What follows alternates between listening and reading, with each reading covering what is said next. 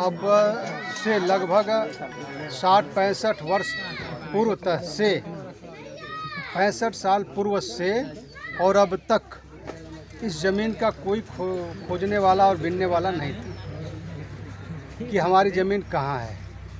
लेकिन जब उत्तर प्रदेश के अंदर बुलडोज़र वाली सरकार आई तो जो लगातार गरीबों पर अत्याचार करने का काम कर रही है। जो आप सामने देख रहे हैं जंगीपुर विधानसभा के अंतर्गत बिराइच इनरवा का ये गांव है, जो बिना नोटिस दिए आकर के तुरंत इस जितने पक्के मकान बने हैं सारे पक्के मकान को ध्वस्त करने का काम यहाँ के प्रशासन और उत्तर प्रदेश की सरकार के निर्देशन में होने का काम किया है।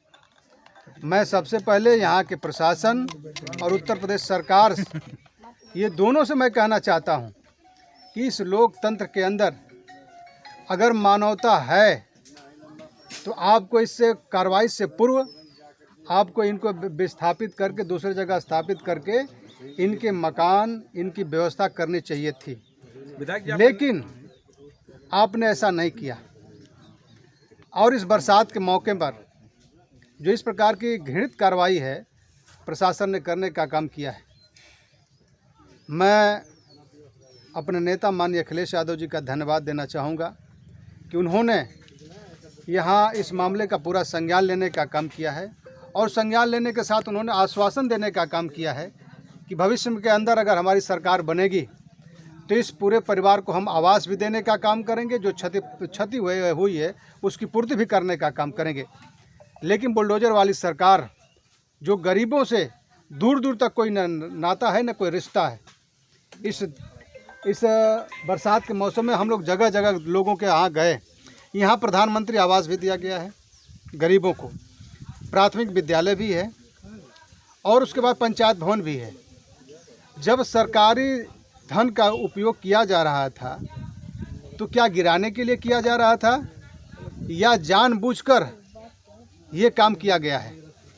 क्या जो अधिकारी थे इसकी जांच नहीं किए? उनको जांच करना चाहिए था। क्या सबसे पहले गिराने से पहले उनके खिलाफ कोई कार्रवाई किए? क्या कार्रवाई करने के मूड में है या नहीं है कि सिर्फ गरीबों के ऊपर ही कार्रवाई करने के मूड में है? और जहाँ तक ये घर मकान गिरा दिया, आज खुले आसमान के नीचे जो है गरीब रह रहा है और रहने के साथ कीड़ा बिच्छू और अगर पानी बरसने लगे, आकाश से बिजली गिर जाए तो इस परिवार की जो क्षति होगी क्या सरकार और यहाँ का प्रशासन उसको पूर्ति करने का काम करेगा? नहीं करेगा। तब मैं यहाँ के गरीब लोगों की मांग और लड़ाई को हम लोग लगातार लड़ने का काम करेंगे। और जब बुलडोज़र की कार्रवाई हो गई तो मैंने डीएम महोदय से बात किया। मैंने जब बुलडोज़र की कार्रवाई हो रही थी तो उसी समय मैंने टेलीफोन किया, उनका टेलीफोन नहीं उठा। फिर उनका जो है 8:30 बजे के बाद जो है कॉल बैक आया। मैंने पूछा कि आपके शासन प्रशासन के लोग ले जा कर के वहाँ बुलडोज़र लगा करके उस ज़मीन को खाली कराने का काम किया है।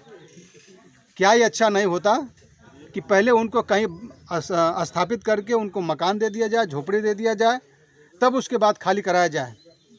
ये आपके स्तर से क्यों नहीं हो पाया?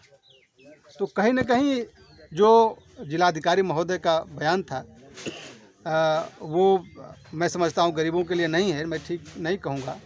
लेकिन ज़रूर मैंने उनसे मांग किया कि आखिरकार उनके खाने की पीने की कुछ व्यवस्था तो करा दीजिए, लेकिन अब तक कोई व्यवस्था नहीं हो पाई। मैंने अपने स्तर से जो यहाँ व्यवस्था हो सकती थी खाने पीने की और पन्नी तिरपाल लगाने की, मैंने व्यवस्था देने का काम किया है। और माननीय राष्ट्रीय अध्यक्ष श्री अखिलेश यादव जी ने स्वयं इस मामले का संज्ञान लेते हुए उन्होंने कहा है कि जो क्षति है हम उसकी पूर्ति भविष्य में करने का काम करेंगे और कहीं न कहीं उन्होंने करने का काम किया है।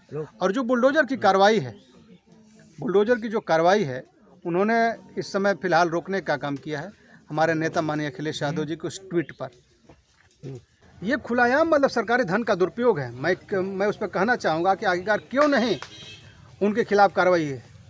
जब प्रधानमंत्री आवास दिया जा रहा था तो कौन से ऐसे लोग हैं जिन्होंने उसको चेक नहीं किया और चेक भी नहीं किया, उसके बाद मकान बनवा दिया।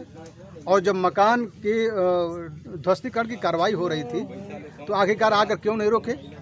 उत्तर प्रदेश की सरकार का पैसा लगा है इस पे जो है प्रधानमंत्री आवास में केंद्र सरकार का पैसा लगा है, तो आखिरकार उसकी क्षतिपूर्ति कौन करेगा? विधायक जी, आप मौके पे पहुंचे हुए हैं, अगर हम बात करें तो यहाँ पे कितने प्रधानमंत्री आवास बने थे और क्या स्थिति है, कितने भवनों को यहाँ पे ध्वस्त किया गया? लगभग प्रधानमंत्री आवास 10-15 के आसपास है और उसके बाद काफ़ी भवन जो है क्षतिग्रस्त है। लगभग ये परिवार 100 से ऊपर की संख्या में आज रोड पर आ गया है।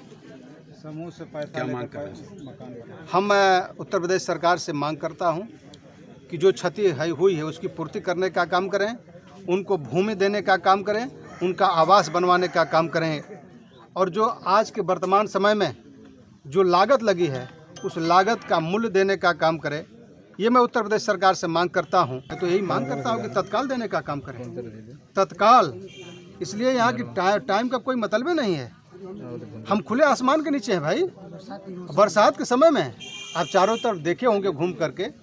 तत्काल मैं उत्तर प्रदेश सरकार और यहाँ के प्रशासन के लोगों से मांग करता हूँ कि इनकी व्यवस्था करने का काम करें। तो देखिए, हमारे पास लोकतंत्र के अंदर आंदोलन का ही सबसे बड़ा अधिकार है। हम इसकी बात को आंदोलन के माध्यम से भी कहेंगे और कहीं न कहीं सदन में भी उठाने का काम करेंगे।